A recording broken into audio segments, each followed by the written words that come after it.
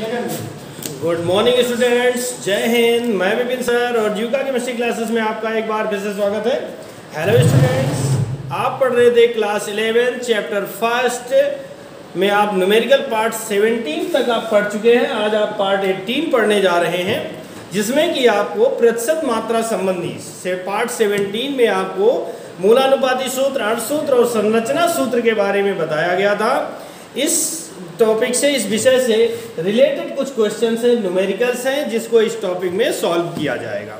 ठीक है ना। तो आपकी प्रॉब्लम नंबर 2 है। एक नंबर प्रॉब्लम नंबर 1 यानी सवाल नंबर 1 जो है आपका पार्ट नंबर 17 में कर दिया गया है। आज आपका पार्ट नंबर 2 है। क्वेश्चन नंबर 2 में कह रहा है क्रिस्टलीय कॉपर सल्फेट विलयन में क्रिस्टलन जल, ऑक्सीजन, सल्फर, कॉपर आदि सारे तत्वों की प्रतिशत मात्रा ज्ञात करनी है आपको। ठीक है ना। तो देखिए क्या दिया हुआ है कि CuSO4 इंटू 5H2, ये क्रिस्टलीय जल हो गया, क्रिस्टलन जल हो जाता है। CuSO4 इंटू 5H2O का अणुभार, सबसे पहले हम क्या निकालेंगे, इसका अणुभार निकालेंगे। तो Cu का 63.5 प्लस सल्फर का 32 प्लस 16 गुणे 4 प्लस 5 इंटू जल का 18 होता है। तो 63.5 plus 32 plus 64 plus 90 equal to, इन सब का टोटल कर देंगे तो आ जाएगा 249.5। ये हमारा कॉपर सल्फेट, क्रिस्टलीय कॉपर सल्फेट का अणुभार आ जाता है। ठीक है ना। क्रिस्टलीय कॉपर सल्फेट का अणुभार हो जाता है।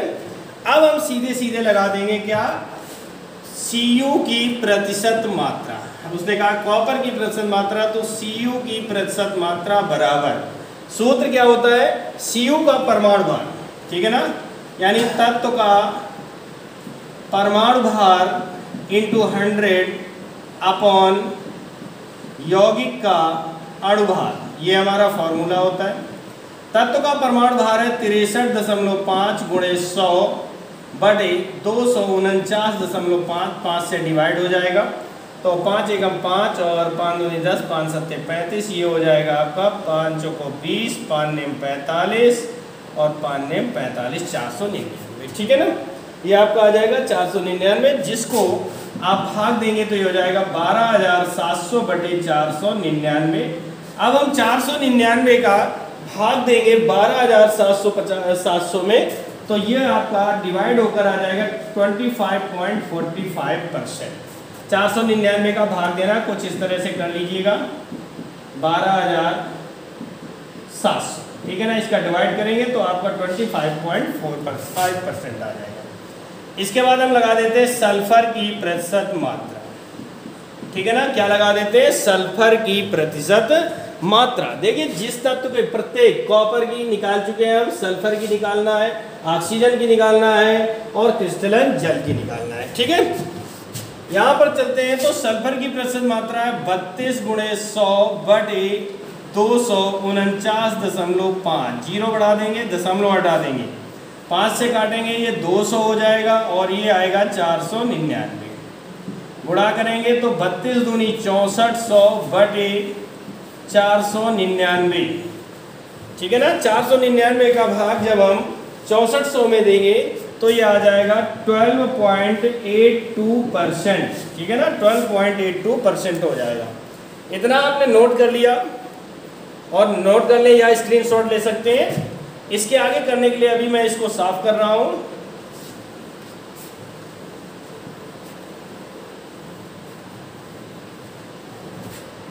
अभी इसी सवाल में चलेंगे। अब हम निकालेंगे ऑक्सीजन की प्रतिशत मात्रा। ऑक्सीजन की प्रतिशत मात्रा। ठीक है ना। ऑक्सीजन की प्रतिशत मात्रा मतलब ऑक्सीजन का अणुभार, तो लिखेंगे ऑक्सीजन का कितना था, 64 आपने निकाला था ना। देखिए O4 है, यानी 16 गुणे 4 बराबर कितना हो जाएगा, 64। तो यहाँ पर रख देंगे 64 गुणे 100 अपॉन 249.5, दशमलव हटाएंगे, जीरो बढ़ाएंगे, 5 से काटेंगे ये 200 हो जाएगा और इसको काटेंगे तो 499 आ जाएगा। गुणा करेंगे तो 2 चौको 8, 2 छाक 12, 12,800 बटे 499। इसका हम भाग देंगे जब 499 का भाग देंगे 12,800 में तो ये आ जाएगा 25.65%। ठीक है ना, 25.65% आपका आंसर हो जाएगा। अब हमारे पास बचता है क्रिस्टलन जल। क्रिस्टलन जल का अणुभार निकालेंगे तो ये हो जाएगा H2O की प्रतिशत मात्रा। ठीक है ना, तो H2O के 5 अणु थे, 5 × 18 बराबर 18 पंजे 90, अर्थात 90 इसका अणुभार हो जाएगा। तो 90 × 1000 अपॉन 249.5, दशमलव हटाया 100 था, सॉरी 90 × 100 अपॉन 249.5, एक जीरो बढ़ जाएगा, दशमलव हटाएंगे, 5 से डिवाइड करेंगे 499 और ये हो जाएगा 200। 9 दूनी 18, 9 दूनी 18 यानी 18,000 अपॉन 499। ठीक है ना, 18,000 अपॉन 499। इसका जब भाग देंगे डिवाइड करेंगे तो ये हो जाएगा 36.07%। ये आपका सवाल हो जाता है। इस तरह से आपका ये पूरा सवाल सॉल्व हो गया और इसके आगे की न्यूमेरिकल जो होगा वो अगला न्यूमेरिकल आपके सामने आ रहा है। ये आपका क्वेश्चन नंबर 2 पूरा सॉल्व हो जाता है। ठीक है, आगे चलते हैं।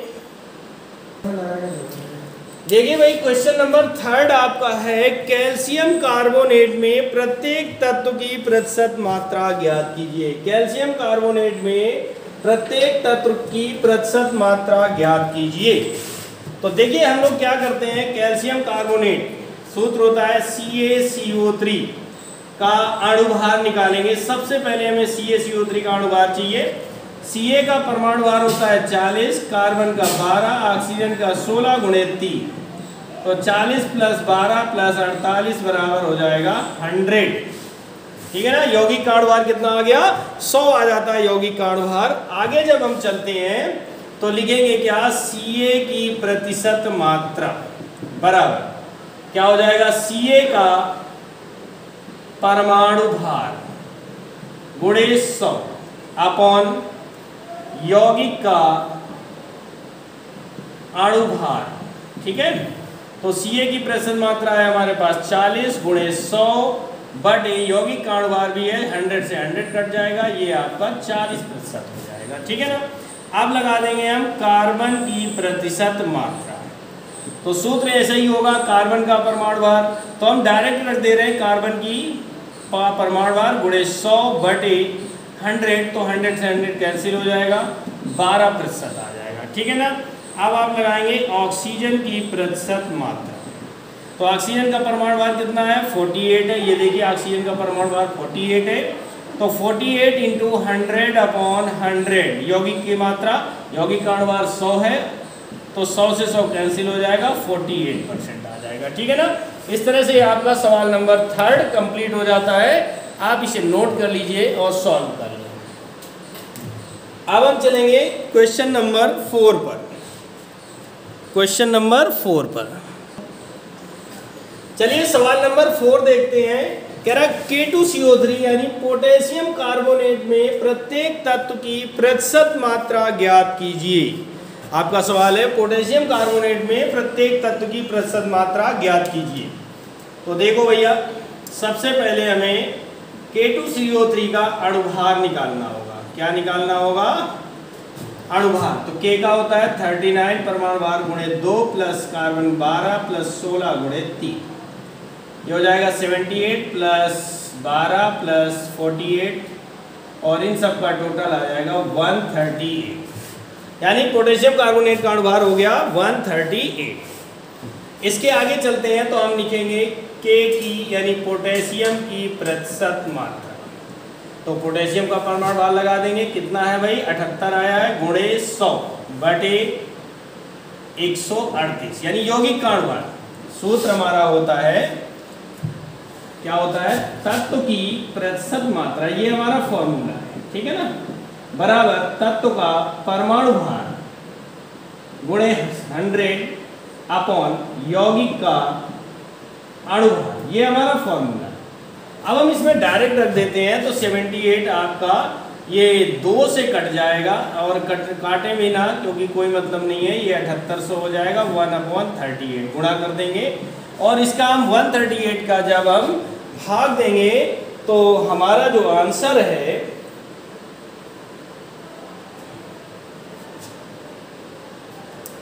वो आ जाएगा आपका एक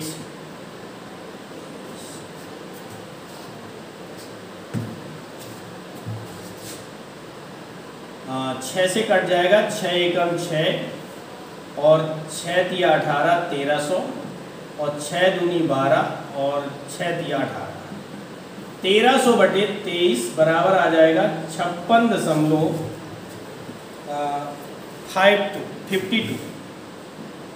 56.2%। ये हमारा एक आंसर आ गया। पोटेशियम की प्रतिशत मात्रा आ गई। अब हम लगा देंगे कार्बन की प्रतिशत मात्रा, ठीक है ना। तो कार्बन की प्रतिशत मात्रा, कार्बन का परमाणु भार ये रहा हमारा 12 इंटू 100/138 बराबर 6 से डिवाइड कर लेंगे तो ये 23 हो जाएगा, 6 दूनी 12 यानी 200/23 200/23। तो 23 का अगर हम डिवाइड करते हैं 200 में तो ये आ जाएगा हमारा 8.69%। कितना हो जाएगा? 8.69%। एक आंसर हमारा ये हो गया, ठीक है। अब बचता है हमारा ऑक्सीजन की प्रतिशत मात्रा। ऑक्सीजन की प्रतिशत मात्रा बराबर, तो ऑक्सीजन का परमाणु भार कितना? ये आया 48 इंटू 100/138। 6 से डिवाइड करेंगे तो 6 2 जा 12 और 3 जा 18 और ये हो जाएगा 8, मतलब कि 800/23। 800/23। जब 800 में 23 का हम डिवाइड करेंगे तो ये आ जाएगा 34.78%, ठीक है ना। ये हमारा एक आंसर हो जाएगा। इस तरह से पोटेशियम कार्बोनेट में प्रत्येक तत्व की प्रतिशत मात्रा इतनी है, ये आपका आंसर निकल गया, ठीक है ना। प्रत्येक तत्व की प्रतिशत मात्रा कितनी है वो आपके सामने आ जाती है, ठीक है। इसके आगे चलते हैं कि हमारा अगला सवाल क्या है। इसको हम साफ कर देते हैं।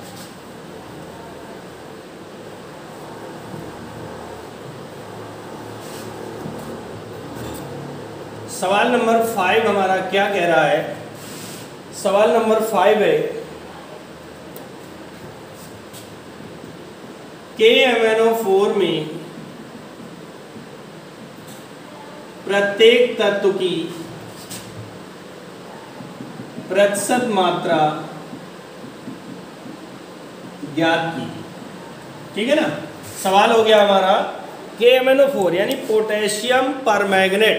पोटेशियम परमैंगनेट में प्रत्येक तत्व की प्रतिशत मात्रा। तो सबसे पहले हमें क्या करना है? KMnO4 में पोटेशियम की KMnO4 का अणुभार निकालेंगे। क्या निकालेंगे? अणुभार।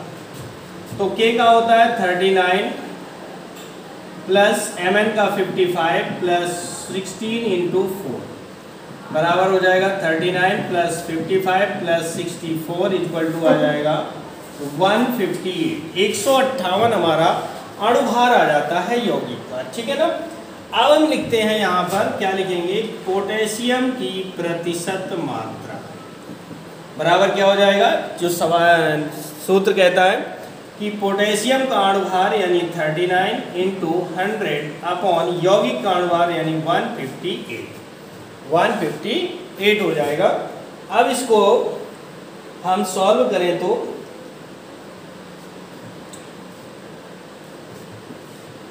गुणा, ये डिवाइड तो होगा नहीं, 3900/158, ठीक है ना। 158 का डिवाइड करते हैं 3900 में तो कितने टाइम्स जाएगा? 150, 360, यहाँ पर 390 है, यानी 2 बार 2 अट्ठे 16, 2 पंजे 10 और 1 11 और 2 एकम 2 और 1 316, ठीक है। और 10 में 6 गए 4 और 8 में 1 गए 7, 740 हो गया। 4 बार चला जाएगा, 4 अट्ठे 32, 4 पंजे 20 और 3 23 और 4 एकम 4, 4 और 2 6, 10 में 2 गए 8 और 3 में 3 गए 0, 7 में 6 गए 1 दशमलव लगाया, 1080 हो गया। अब ये आपका भाग 15 छक्का 90, 6 बार 6 8 48, 6 पंजे 30, 4 34, 6 एकम 6, 6 3 9, 10 में 8 गए 2, 8 में 4 गए 7 में 4 गए 3, और यहाँ पर बचता है 10 में 9 गए 132, 8 बार चला जाएगा। तो ये आपका आंसर आ जाएगा 24.68%। ठीक है ना, ये आपका फॉर्मूला न्यूमेरिकल हो जाता है। दूसरा है आपका mn की प्रतिशत मात्रा लिखेंगे। क्या लिखेंगे? mn की प्रतिशत मात्रा। mn का परमाणु भार कितना है? 55 इंटू 100 अपॉन 158, गुणा हो जाएगा, डायरेक्ट कटेगा नहीं, 500 अपॉन 158।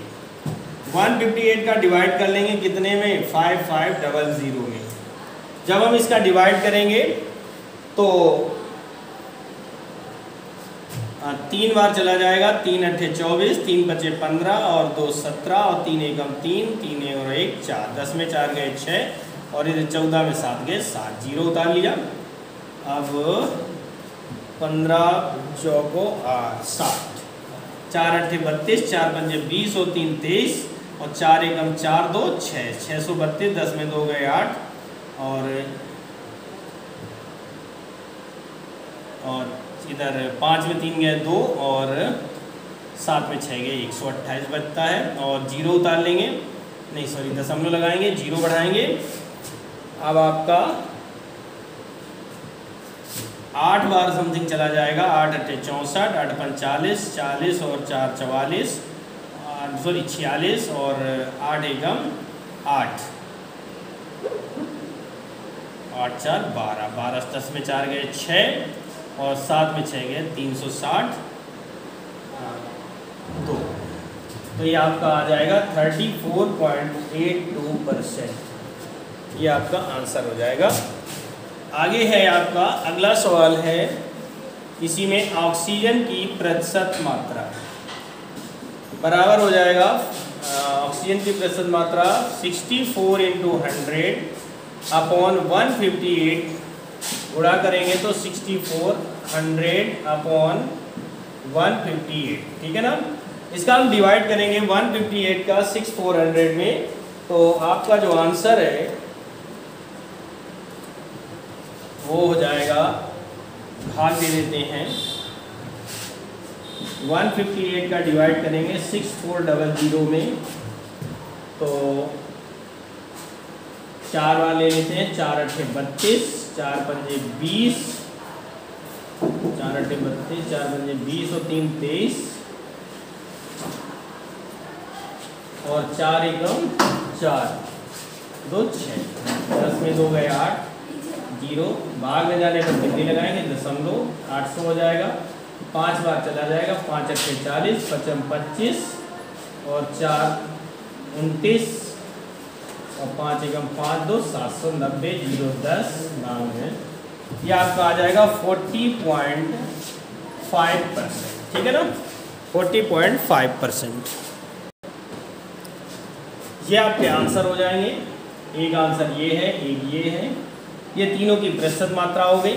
और इस प्रतिशत मात्रा के सवाल में, न्यूमेरिकल्स में, अगर हमें चेक करना हो कि हमारा न्यूमेरिकल सही है या गलत है, तो इन तीनों जितने भी तत्व की प्रतिशत मात्रा आपने निकाली है उन सब का टोटल कर देंगे। अगर उनका टोटल 100 के समथिंग है तो आपका सवाल सही है। जैसे मैं करके दिखाता हूँ, 68 और 34.82 और 40.50, 8 2 10, 8 6 14, 14 5 19, 4 4 8 1 9, 4 3 7 2 9।